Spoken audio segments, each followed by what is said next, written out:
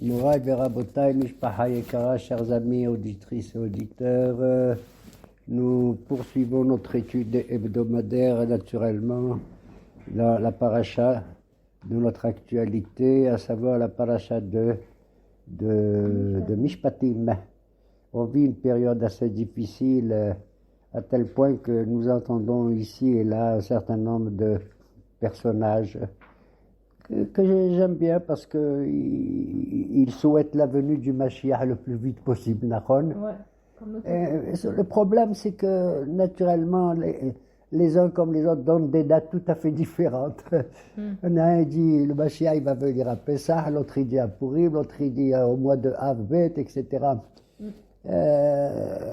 J'ai rien à dire contre eux parce que c'est leur cœur qui parle, mais en vérité, il faut que ce soit l'esprit qui parle, le Sechel.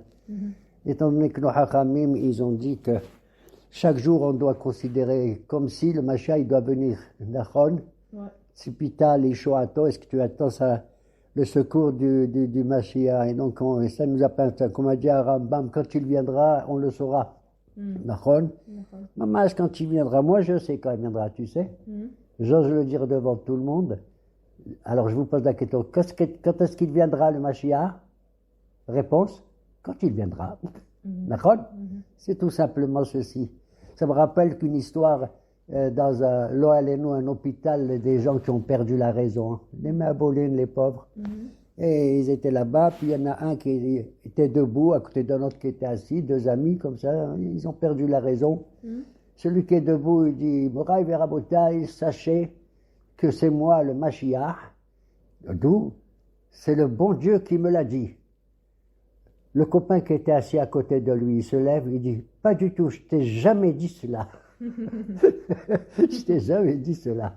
Donc, Be'ezrat Hashem, comme je le dis, le mot Mashiach, ça désigne une partie du peuple, ou la totalité du peuple d'Israël. Chacun doit accomplir sa mission, et quand il viendra, il viendra. Nous devons vivre avec l'espérance malgré les périodes les plus dures que notre peuple a traversées, Nahon, avec les différentes expulsions d'Espagne, de Portugal, de France et d'ailleurs, etc., et de Babel, et Mada, et Paras, et Yavan, et Edom, etc., etc. Nahon, bien entendu. Ce qu'il faut retenir, c'est tout simplement avoir la joie d'entendre un petit Dvar Torah. Nahon. Il y a un jour un juif qui était pas tellement Talmid Chacham, mais il avait assisté une fois à un cours d'un Rav qui parlait très très bien Nahon. Et le Rav a donné un chiour et il a dit, sachez Mouraï, Berabotaï, qu'il y a une chose qui est bien, même après la prière de Arbit le soir que vous faites, consacrez au moins 5 minutes à la lecture d'une Mishnah. Lisez une Mishnah, traduisez-la et apprenez-la, c'est tout. Alors elle a dit, ah bon, c'est tellement important. Il leur a dit, c'est magnifique. C'est comme quelqu'un qui mange de la preila et juste après il boit du Coca-Cola. C'est merveilleux, c'est doux, c'est merveilleux. Et ce rabbin, il a parlé il y a 35 ans de cela. Alors l'élève qui a écouté ce chiour, il va voir le rabbin, il dit, Rav, quoi? Il a dit, à 35 ans, j'ai entendu un chiour de vous merveilleux. Il a dit, quoi? J'ai entendu un chiour extraordinaire qui m'a fait plaisir et que j'ai appliqué à la lettre. Il a dit, quoi que je dis? Vous avez enseigné qu'il fallait boire du coca après la preila. Et c'est ce que je fais tout le temps maintenant, grâce à vous. On est très érudit. Hein? Très érudit. Voilà, exactement. Mouraï Berabotaï, cette paracha d'aujourd'hui, c'est Elle et Amishpatim Asher Tassim Lifnehem. Après la révélation de Yitro, ce merveilleux personnage qui était le beau-père de Moshe Rabbeinu, et qui lui a donné le conseil d'établir la justice comme il convenait, de manière logique, de telle sorte que l'ensemble des gens qui viennent le consulter puissent véritablement être satisfaits. Moshe, tu n'es pas le seul à rendre la justice, tu es assis du matin au soir, tu vas te fatiguer. Il faut nommer des juges de Saré Alafim, Saré Meot, Saré Asarot, Nachon, des différents tribunaux qui s'occupent. Moshe l'a dit, bon, mais ça je le sais, pourquoi Moshe ne savait pas qu'il fallait pas faire ça? Il savait qu'il fallait faire ça comme une structure pour tout le peuple. Et Yitro l'a dit, non, Moshe, tu n'as pas compris. Ce que je veux te dire, excuse-moi, je ne veux pas te vexer, mais comme toi, tu es le seul à faire tout ça, c'est presque un peu de l'orgueil, comme s'il n'y a que toi qui peut donner les renseignements à chaque juif qui vient, l'ishmoa et dvar Elohim. C'est ce qu'il lui a dit Moshe. Moi, je donne la parole de Dieu. Il lui a dit, et les autres aussi. Nachon, eux aussi vont donner la parole de Dieu à leur manière. Nachon, il faut accepter chacun comme il est, chaque moré, chaque rave dans son école, dans sa synagogue, dans sa communauté. Voilà. Et alors, le premier passouk, c'est une paracha qui contient énormément de mitzvot. Et elle dit, et voici les commandements que tu mettras devant eux. Et elle est à Mishpatim Asher Tassim Ifrem. Pourquoi écrit et voici? Il aurait dû accroire, elle est à Mishpatim. Alors le Vav, ça veut dire, ça relie la paracha qui précède. Ouais. La paracha qui précède de quoi? Elle parle des 10 commandements, bien sûr. Mais à la fin, c'est incroyable, c'est inouï. On ne sait même pas pourquoi ça arrive. La Torah, à la fin de la paracha de Yitro, elle nous raconte comment il fallait faire le Mizbeah, c'est-à-dire le sanctuaire, là où il y a la Shrina. Voilà comment tu vas faire le Mizbeah, Havanim, Tivneli, et tu vas pas fabriquer les pierres avec du glaive, c'est-à-dire avec du fer, pour pas rappeler le, comment on appelle ça, le Shfichut Damim. Et ne fais pas des escaliers pour monter jusqu'en haut de l'hôtel, tu vas faire une pente, un kevé, ça s'appelle. Chez l'autre égalé arvatra, là, faut pas montrer ta nudité, hein. Parce que quand tu marches dans des marches, on peut voir sous la robe du Kohen Gadol comment il est, c'est affreux, c'est ce qu'on appelle arayot, ok. Et puis tu feras des chérubins, des kérubim dans le Saint des Saints, c'est pour lutter contre la avoda zara. C'est la fin de la paracha de Yitro, et brusquement, ve'ele mishpatim. Quel rapport il y a entre ve'ele mishpatim et la description du Mizbeah, de l'hôtel, A-U-T-E-L? Quel rapport? Moi, j'apprends tout simplement une chose merveilleuse, que pour rendre la justice, comment on appelait le grand tribunal d'Israël à l'époque? Le Sanhédrin. Il était dans une salle juste jouxant le Beth Amikdash à côté, à l'Ishkat Agazit, dans une salle qu'on appelait l'Ishkat Agazit, et c'est ce Sanhédrin qui avait la compétence de désigner si les Kohanim ils étaient valables et quelle loi il faut faire au niveau national, faut-il faire la guerre ou non, et le roi devait consulter. Donc tu vois que la justice, pour être une vraie justice, doit être à côté de la Kedusha, à côté du Mizbeah, du temple. Beseder? Ok? Il est raison que nous puissions avoir une justice un Sanhédrin de nos jours également.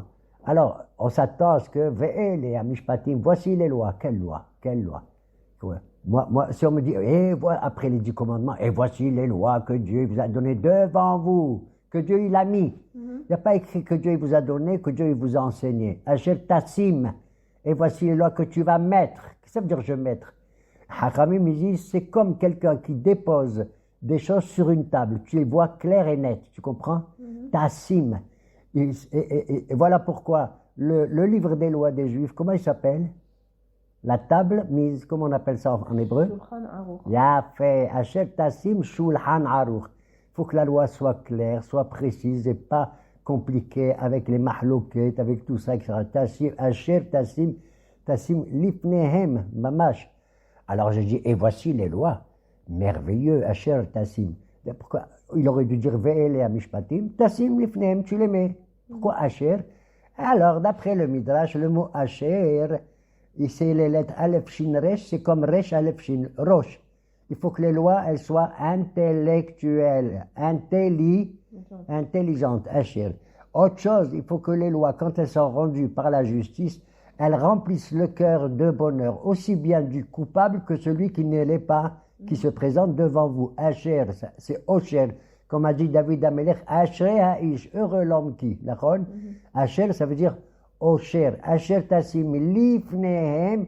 Il faut que la loi et la justice que tu leur rends, elles soient claires et nettes, véritablement. D'accord? Claires et nettes. Un beau jour, il y a 2 hommes, ils sont venus se plaindre devant le Dayan, devant un rabbin qui était Dayan juge. Et un, il a dit, Rav, moi, je suis l'ouvrier de cet homme-là qui est en face de moi.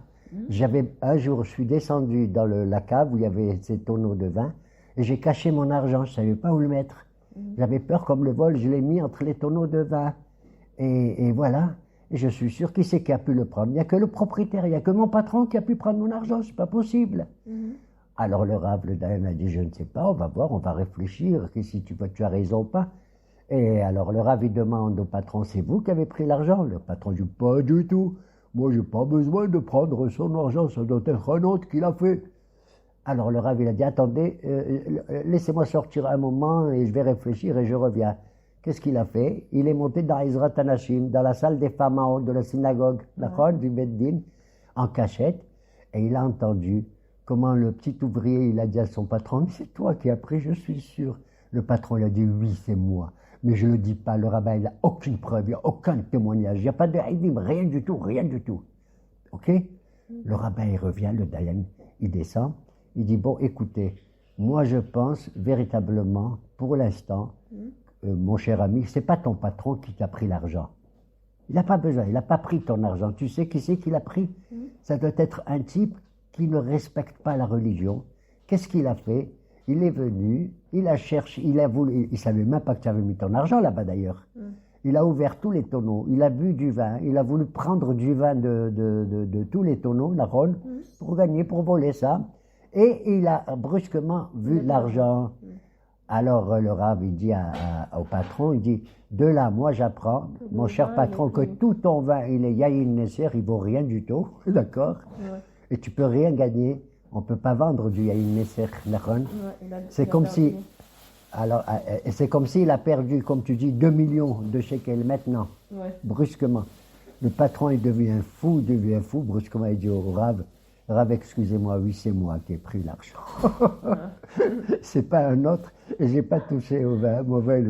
Regarde comment la chokhma des hachamim était telle que cela. Voilà. Alors, ve'elea mishpatim asher tasim lifem, on se demande quelles sont les lois importantes après les 10 commandements et tout. Moi, je m'attends à ce que, waouh, les lois, c'est des lois que le roi il va faire, que la Knesset va faire, que ça touche les grandes structures des banques, des sociétés, de l'argent, du capitalisme et tout. D'accord? Pas du tout. Devine quoi? Qui t'y connaît? Eved ivri. Lorsque tu feras l'acquisition, j'ose pas le dire Eved, esclave, j'aime pas ce mot parce que ça ne concerne pas la Torah. D'un ouvrier, peut-être. Bravo, comme Oved, bien sûr. Malheureusement, tu sais que dans l'histoire des nations, il y avait des esclaves. Par exemple, les Africains, les pauvres à l'époque, tu sais, en Amérique et tout. À tel point qu'ils ont volé notre chanson et ils ont chanté Let my people go when Israel was in Egypt. Quand Israël était en Égypte, Moshe il est venu, il a dit Shalah et Abi, laisse partir mon peuple.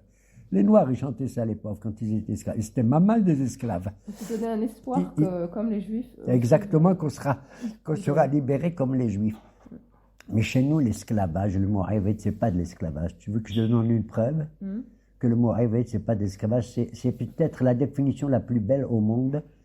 Comme il est dit dans la Shirat Hayam au début, Vayosha Adonai Bayomao, et Israël mien, Az Yashir Moshe, non, Vayaminu Badonai, Ube Moshe Avdo. Ils ont eu la émouna dans Dieu, les Juifs, juste avant de créer Tamsou, et dans son serviteur Dieu. Être le serviteur de Dieu. C'est comme on dit, David Amelech, il a dit dans les Teilim, il a dit Alléluia, Alléluia, Avde Adonai. Alléluia, Tchem Adonai. Louez l'Éternel, vous qui êtes les serviteurs de l'Éternel. Et en vérité, chez nous, l'esclavage n'a jamais existé. Au contraire, c'est même le contraire de l'esclavage. Nos maîtres disent Kana lo Eved, Kana lo Adon. Pourquoi? Parce que ce Eved, pourquoi il a Eved? Parce qu'un type, ce Eved là, il a volé quelque part. Il n'a pas rendu, il n'a pas fait ce qu'il fallait faire comme il convient, selon la loi. Et alors à ce moment, il n'a pas de quoi rembourser. Alors comme il n'a pas de quoi rembourser, il faut qu'il travaille à la place de l'argent qu'il n'a pas. Chez le patron, c'est le Adon en question. Et en vérité, il sera chez lui à tel point que si le patron, il a un seul matelas, il le donne au Eved, et pas à lui. Ça montre que c'est pas un esclave. Un seul coussin, il lui donne au Eved. Il a un seul schnitzel, il lui donne. Le Adon n'a pas le droit de s'adresser au Eved de manière méprisante. Tu vois, ouais, toi là-bas, viens ici. Tu comprends? Par exemple, s'ils sortent dehors, le patron n'a pas le droit de dire au Eved de porter ses valises sur les épaules et de porter ceci, cela. Un patron chez nous n'a pas le droit de demander à son Eved même de lui cirer les chaussures. Tu te rends compte? Ouais. Il n'y a rien de grave de nos jours. Mais comme c'était à l'époque une manière méprisante de faire cirer les chaussures de quelqu'un, hein, surtout devant tout le monde et tout. Donc on voit ici que c'est merveilleux, que la Torah, quand elle parle des Mishpatim, elle parle de la loi qui touche le personnage le plus important, entre guillemets, le Adon, avec soi-disant le personnage le moins important, le Eved, et elle fait attention au Eved, beaucoup plus que Adon. Ouais. Que si le Eved y vient, il doit être libéré au bout de tant d'années, au maximum c'est 6 ans, tu vois. Il a des tnaïm socialim. Oui, il a des tnaïm socialim et tout. Et au pire, s'il doit rembourser une grosse dette, il reste Eved jusqu'à la Shemitah, la 7e année qu'on appelle la Shemitah, où tous les biens de chacun d'entre nous, la terre, les champs, tout ce qu'on a, ils appartiennent au bon Dieu. C'est ça la Shemitah, d'accord? Et donc il est libéré. Il est libéré totalement. Et attends, ce Eved, il vient, il travaille pour le patron, d'accord? Il mange bien, il est bien et tout, à tel point que même s'il était marié, sa femme aussi, elle vient. Et le patron, il doit donner à manger à la femme. Et tout ce qui lui convient, d'accord? Incroyable. S'il est venu seul, le Eved, il peut être libéré tout seul. Tu sais quand est-ce que le patron, il libère totalement le Eved, qu'est-ce qu'il doit faire? Pas dans la paracha de Mishpatim, mais ailleurs, dans Devarim, hein? A'anek ta'anik lo. Tu as libéré ton Eved, mais tu dois lui donner, tu sais quoi? Plein de cadeaux. C'est incroyable. Tu lui donnes des moutons, est-ce que je sais, tu lui donnes des centaines de kilos de blé ou n'importe quoi, pour l'époque, hein, ou de l'argent, peu importe. Il faut que tu le libères avec de la joie et tout. Et c'est ça qui est merveilleux de voir que les Mishpatim, ils commencent mamash avec ce genre de choses dans la relation Ben Adam, la Havero, entre le personnage apparemment le plus tranquille et le personnage le plus malheureux comme le Eved. Parce qu'elle lui est arrivé de voler ceci, voler cela. Il faut qu'il rembourse comme de cette manière. On raconte qu'un jour, un type, il était voleur depuis pratiquement qu'il est enfant jusqu'à ce qu'il est devenu adulte. Il a volé partout, tout ce qu'il avait, il a volé. Tout. Et un beau jour, je sais pas comment, grâce à quoi, il fait tchouva. Il dit, purée. Et quelqu'un, il a entendu parler de la Torah, il fait tchouva, il dit, je veux plus voler, je ne veux plus voler. Alors, quelle est la loi dans ce domaine-là? Est-ce qu'il faut qu'il rembourse tout ce qu'il a volé? Oui ou non? Oui. Eh ben non. Selon la loi juive, si tu lui demandes de tout rembourser ce qu'il a pris, tu vas lui dire, tu sais, tu vas tout rembourser, même la ceinture que tu portes, la kippa que tu as sur la tête, tu l'as volée, tu as tout volé, tu vas être tout nu. Et on appelle ça takanat hashavim. Et ceux qui font la tchouva comme ça, on leur dit, tu gardes tout ce que tu as, hein, tu ne rembourses pas, et tu fais tes chouvas, tu vas vivre moralement, hein, et quand il viendra un jour où tu peux rembourser ceci ou cela, tu le feras, mais pas tout de suite. T'as compris? C'est incroyable, mamash, que la Torah, elle a prévu une telle chose comme ça. Nachon? Voilà. Et donc, nos hachamim, ils ont dit que c'est comment on fait la justice? Tu as deux hommes, il vient. Un, il attaque l'autre, d'accord? Tu dois écouter les deux en même temps, pas l'un sans l'autre. Tu n'as pas le droit d'écouter une personne qui dit « Je viens me plaindre, celui-là, celui-là. » Non, monsieur, tu viens te plaindre, attends que l'autre, il t'écoute aussi. D'accord? Il faut que les deux Baalei Dinim, ils soient présents pour que... Sinon, ça fait une différence. Exactement, pour les écouter et tout, savoir comment ils s'expriment, etc., etc. Tu comprends? Alors, il faut que le Dayan, il soit là et qu'il écoute vraiment les deux en même temps quand ils parlent comme ça. Et il doit essayer de faire le din. Il est là pour faire le din ou pas? Le Dayan, oui. Pas du tout. C'est incroyable. Pourtant, on appelle ça Baalei Dinim, le Beddin et tout. Ouais. D'où je l'apprends? Du mot Mishpatim. Dayan, écoute, tu as un type, il a volé peut-être à l'autre, c'est possible. Mais tu n'en sais rien, maintenant pour l'instant. Peut-être qu'il est pauvre, peut-être qu'il avait des enfants qui avaient faim, peut-être, tu comprends? Si tu dois rendre le din sans savoir tout le contexte qu'il y a en dessous de tout ça, alors c'est grave. tu vas faire du mal à ce type qui a été un petit voleur, d'accord? Parce qu'il était dans un matzav hamour meod, très très grave le pauvre, tu comprends? Donc tu dois suivre bien le din, et de là d'où j'apprends qu'il faut que tu trouves comment on appelle, une pshara entre les deux. Tu comprends? C'est-à-dire que tu dois, un il veut l'eau bouillante, l'autre il veut l'eau froide. Non, ni bouillant ni froid, il faut que ce soit tiède, comme on dit, pocher. Ce qu'on appelle une pshara. Les deux, ils sortent bien. D'où j'apprends ça? Du mot mishpatim. Même, shin, pe, tet, yud, même, mitzvah, she'ase, pshara, terem, yase, mishpat. C'est une mitzvah pour le dayan de faire une concession de l'un par rapport à l'autre, tu as compris? De trouver le juste milieu d'une certaine manière. Terem, yase, mishpat, avant de faire le din. D'ailleurs, même une Gemara a dit, tu sais pourquoi on a souffert? C'est parce qu'on a fait le din de manière très rigide, très stricte, comme ça, tu comprends? C'est vrai que la Torah, elle a donné les mishpatim et tout, mais il faut juger en fonction des circonstances, en fonction du siècle où tu vis. On ne peut pas juger de la même manière qu'à l'époque de Moshe Rabbeinu. On ne peut pas juger à l'époque comme à l'époque de Rabbi Akiba. Même Rabbi Akiba, tu sais, il y avait un Bédine qui avait le droit de son temps, ils avaient le droit de décréter la mort. Hein? Il y avait 4 sortes de morts. Sqila, srifa, hereg, wahinek. Je ne veux pas les décrire, c'est affreux. D'accord? Lapidé, etc., etc. Et étranglé à la fin. Hereg, wahinek.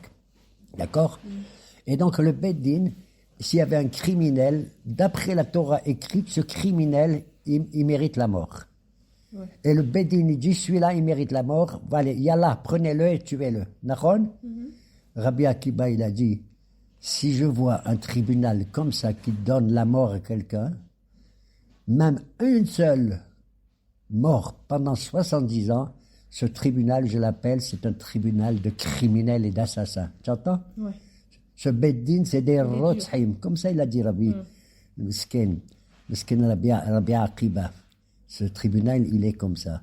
Alors, on voit que la Torah, eh bien, effectivement, regarde, je vais te dire comment il dit Rabbi Akiba et d'autres. Comment ils disent. La Torah écrite dans Mishpatim, regarde.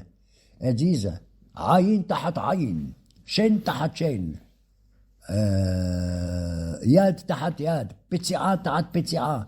Si un type il a crevé l'œil d'un autre, s'il lui a cassé une dent, s'il lui a fait ceci, s'il lui a fait ceci ou cela, il faut que tu lui fasses pareil. Ayin tahat ayin, un œil pour un œil. Ah, venez. Tu as crevé l'œil de ce malheureux et tout, on va te crever l'œil. Vous avez compris? Est-ce que c'est ça la halakha? Non. Oui, d'après le Torah chez Birtav.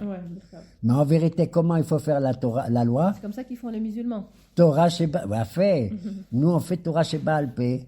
Nous, on fait Torah chez Baal Pé. Torah chez Baal Pé. La loi orale, elle a dit non. Tu dois donner la valeur de l'œil à celui qui a crevé. Nachon? Tu dois lui donner la valeur de l'œil. D'ailleurs, l'œil d'un homme n'est pas la même l'œil d'un autre homme. Par exemple, un chauffeur, il écrit les Sefer Torah. Son œil, il est plus important que celui qui a, comment on appelle, la cataracte, par exemple. Ou celui qui s'amène écoute la musique, comme tu dis. Donc, il faut évaluer la valeur de l'œil. C'est pas facile, c'est même plus compliqué. Et donc, il faut faire selon Torah chez Baal Pé, la loi orale. Parce que Kadosh Baruch Hu, il n'a pas donné que Torah chez Birtav au Mont Sinaï, il a donné aussi la Torah chez Baal Pé. Mais alors, j'ai pas résolu ma question. Si je fais selon Torah chez Baal Pé, pourquoi la Torah chez Birtav a dit Aïn, tahat aïn, Shen, tahat shen? Il a crevé un œil, tu dois lui crever un œil. Elle aurait dit Aïn, tahat hashovi shel aïn. Oui, elle n'a pas dit. Elle a dit un œil pour un œil. Alors il y a une contradiction, oui ou non? Rambam, il est adorable, tu sais, il dit pas du tout, il n'y a aucune contradiction. La halakha, elle veut que tu fasses le din selon Torah chez Baal Pé, mais si la Torah chez Birtav, elle a l'air méchante comme ça, dure, c'est pour te montrer que celui qui a fait crever l'œil de quelqu'un, il mérite la mort, mais on la lui donnera pas. Rien que ça. Il va vivre toute sa vie comme quelqu'un qui va mériter, il mérite la mort. Il sait qu'il mérite la mort et tout. C'est pour faire peur à l'individu. La Torah chez Birtav, comme ça, elle est écrite, point à la ligne. et rien d'autre. À la ligne. Là, il regarde comme ça, il dit, il y a écrit dans la Torah, Lotishna et tahicha bilvavcha. Tu dois pas détester ton prochain dans ton cœur, d'accord? Mais c'est mon ennemi. Puisque tu es sonacha, ton ennemi, hein? Celui qui te déteste, eh ben, moi je le déteste, je le déteste. La Torah elle dit, il te déteste et tu le détestes. Ok. Reste tranquille jusqu'à ce qu'il risque d'avoir un moment. Quel moment? Il lui dit, un beau jour, tu te balades et tu vois qui ataroe hamor sonacha roves tahat masao. Tu vois l'âne de celui que tu n'aimes pas, tu détestes. Pris, celui-là, je n'aime pas. T'as compris? Et tu vois son âne mesquin, il porte un fardeau très très lourd sur son dos. Et l'âne mesquin, il tombe par terre. Il n'arrive pas. Azov ta azov aimo. Je deviens fou. À moi, on me dit d'aider mon ennemi, moi, celui que je déteste, pour m'occuper de son âne à lui. D'accord? Ouais. Eh ben oui, tu dois aider. Tu vas aller, et je vais y aller, et je vais aider l'âne malheureux. C'est un hamor en plus, t'entends? Aider l'âne et tout. Azov, aimo. Aimo. Tu dois l'aider avec lui, avec celui que tu détestes, tu dois aider à faire du bien au malheureux âne. Naturellement, il faut celui que tu vas aider, il faut que lui aussi travaille. Je ne vais pas aller, lui, s'assoit, il boit un café, il fume une cigarette, pendant que moi je m'occupe. Il faut azov, aimo, avec lui. Avec lui, Alors tu vois comment l'approche qu'il y a de cette pshara qu'il y a, cette manière de voir en Torah chez Birtav et Torah chez Baal Peh, que nos haramim, ils nous ont mamash donné. À tel point qu'on peut dire une phrase, comment il s'appelle, David Amelech, il a dit, et d'autres aussi. Il y a une phrase merveilleuse de cette pshara, c'est-à-dire de faire ni trop brûlant, ni trop froid, mais le tiède, hein, la pshara, la concession. Quelle est cette phrase merveilleuse qu'il faut retenir par cœur? Chesed ve'emet nifgashu. Tzedek ve'shalom nashaqu. Quoi? Quand le chesed, la bonté, la générosité, elle arrive, elle rencontre la vérité. La vérité, elle est dure. Ouais. C'est la vérité. C'est le din. Eh bien, il faut que tu mettes du chesed à côté. C'est incroyable. Il faut que le chesed qui est en toi, il rencontre le émet qui est en toi. Tu as le émet en toi, tu veux la vérité. Mais le bon Dieu t'a donné aussi le chesed. Tu dois équilibrer entre les deux. Ouais. Quand ils se rencontrent, le chesed, il rencontre le émet. Quel dit? Qu'est-ce qui se passe, la suite du pasouk, à ce moment-là? Tzedek veshalom nashaku. Je deviens fou. T'as compris? Il faut que la justice, le tzedek, cette fois-ci, il rencontre le shalom, la paix finale. Nashaku, ils s'embrassent. Pas qu'ils se rencontrent comme tout à l'heure. Chesed ve'emet nifgashu. Bon, on se rencontre, salut, au revoir, bye. Non. Nashaku, ils s'embrassent. Tu as compris? Ouais. Que le tzedek doit embrasser embrasser le shalom. C'est ce qu'on a dit que David Amelech, quand il rendait la justice, il a écrit lui, parce qu'il était le roi. Et c'est le roi qui rend la justice, d'accord? Il a même son code à lui, sa loi, le roi, en dehors du loi de la Torah. D'accord? Il a dit sur David Amelech, la asot tzedaka ou mishpat. Que David, il faisait la tzedaka et le mishpat. Et Hacham, ils ont dit, c'est pas possible les deux en même temps. Tzedaka, c'est la justice. Pardon, la tzedaka, c'est la charité. La tzedaka. Mishpat, c'est la justice, le droit. Comment il faisait? Eh bien, il avait devant lui deux hommes. Un, il était riche, l'autre, il était pauvre. L'autre, Hedar Penedal. Tu dois pas dire, toi, Dayan, Mskin, celui-là, il est pauvre, je vais lui donner raison et puis c'est tout, parce qu'il est pauvre. Non. La justice, c'est la justice. Peut-être que c'est un salopard aussi, ce pauvre. T'en sais rien. Hein? On n'en sait rien. Et l'autre, parce qu'il est riche, tu vas l'accuser, tu vas lui dire non, il est coupable. Non. C'est ce qu'il a dit David Amelech un beau jour. Il avait devant lui un riche et un pauvre. Et au fond de lui-même, David, il a vu que le pauvre, c'est lui qui a tort. C'est lui qui est hayav. C'est pas le riche, c'est pas parce qu'il est riche qu'il est hayav, l'autre, non. Il a vu que c'était le pauvre qui est hayav. Et il lui a dit, c'est toi le hayav. Et tu dois rembourser 1000 shekels aux riches. Maintenant, le pauvre, presque il va crier, il va pleurer. D'où il va sortir 1000 shekels. Il a sorti de l'argent.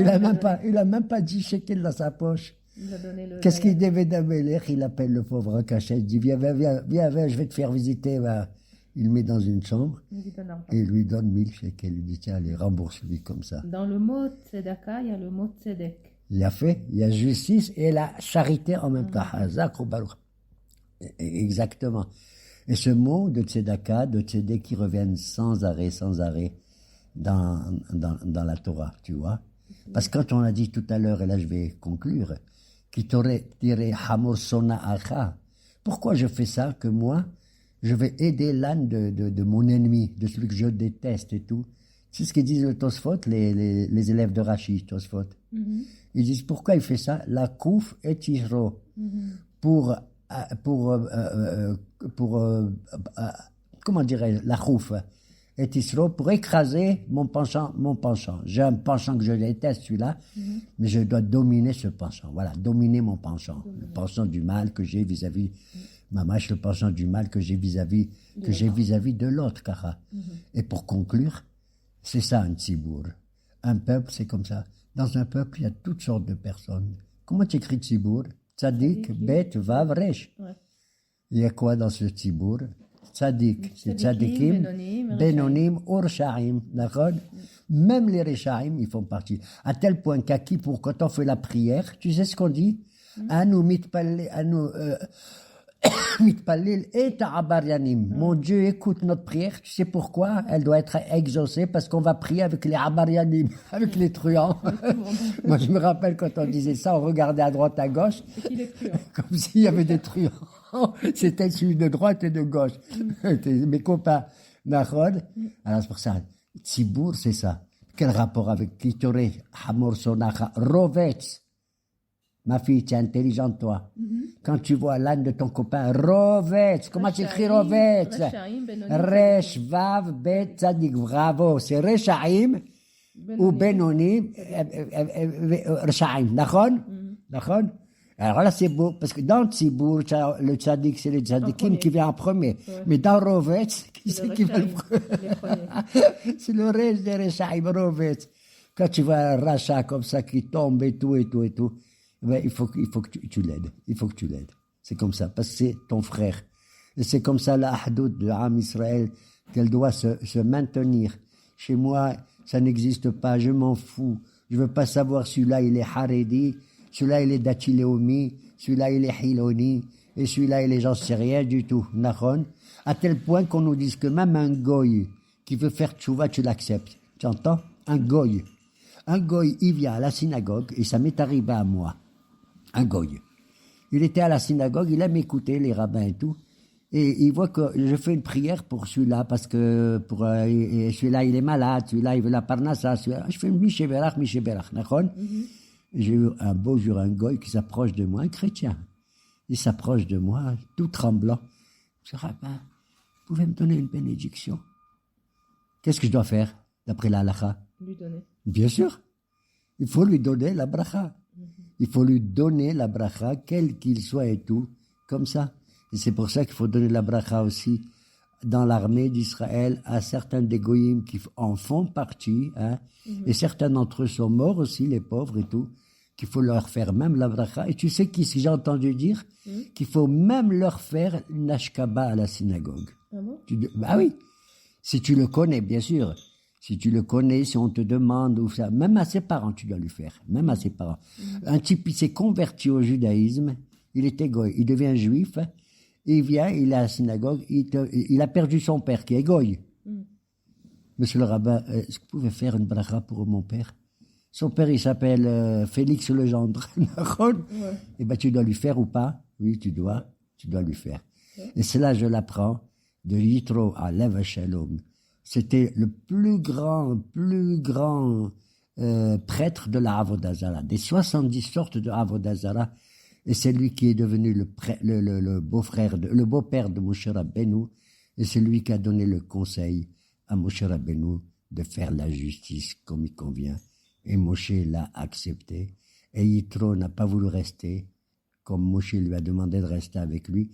Il a dit, je retourne, et je vais transmettre, moi, la Torah d'Israël et la loi d'Israël à mon peuple qui s'appelle Midian.